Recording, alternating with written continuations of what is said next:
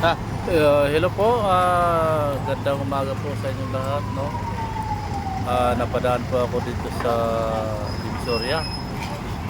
Medyo mag-uumaga na, madaling araw pala, no? Mag-uumaga. Tapos may nakita akong dito sa mga Divisoria na delikritan na nila, no? Sa kanilang mga paninda, yung iba naman na binubugaw na.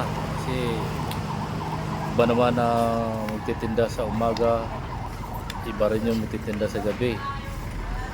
Yan sila sa gabi, inaabot sila ng umaga, no?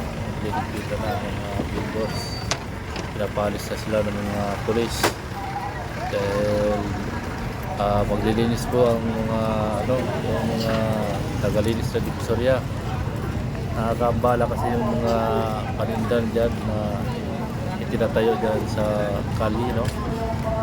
Kaya yan po yung mga truck dyan na paglilinis ng basura, mga gulay, mga pinatatapon dyan. Kita mo yung mga iba dyan, nagbabalat pa.